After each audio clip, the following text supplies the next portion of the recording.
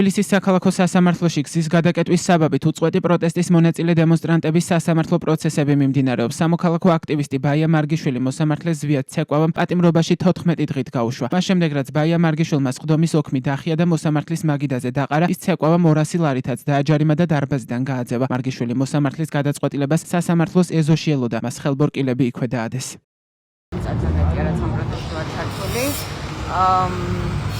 ძალიან არ მომწონს ის ყველაფერი, რაც ამ ქვეყანაში ხდება.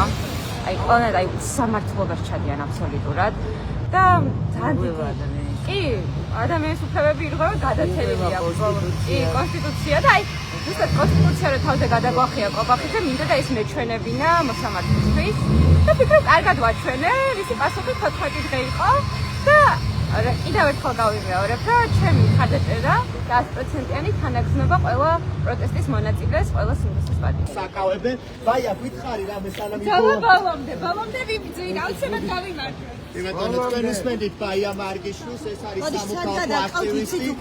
მოსამართლე თორნიკე ქოჩქიანმა ერთდღიანი ადმინისტრაციული პატიმრობა შეუფარდა პროტესტის აქტიურ მონაწილეს 75 წლის გურამ ქუხილავას. მას ოცნების შინაგან საქმეთა სამინისტრო 3 ნოემბერს სახის ნიღბით დაფარვასა და გზის გადაკეტვას ედავებოდა. თავად ქუხილავა სასამართლო პროცესს არ ესწრებოდა. მოსამართლე თორნიკე ქოჩქიანმა ერთდღიანი ადმინისტრაციული პატიმრობა შეუფარდა შალვა ბაღდოშვილსაც. აქციების კიდევ ერთ აქტიურ მონაწილეს კონსტანტინე მიქაიას კი მოსამართლე კობა ჩაგუნავამ ერთდღიანი ადმინისტრაციული პატიმრობა შეუფარდა. გზის გადაკეტვის საბაბით 72 წლის პენსიონერი იოსებ ხეოშვილი, რომელსაც შეზღუდული შესაძლებლობის მქონე პირის სტატუსი აქვს, მოსამართლე თორნიკე ქოჩქიანმა 5000 ლარით დააჯარიმა. ოცნების შინაგან საქმეთა სამინისტრო მას ამჯერად 2 ეპიზოდს 24 და 25 ოქტომბერს გზის გადაკეტვას ედავებოდა. 5000 ლარით ხეოშვილი სასამართლომ 3 ნოემბერსაც დააჯარიმა, მაშინ მოსამართლე ცეკვავა მის მიმართ წარმოებული 2 ეპიზოდი 22 და 30 ოქტომბერი გაერთიანებულად განიხილა და ორივე ეპიზოდზე სამართალ დამრღვევად ცნო.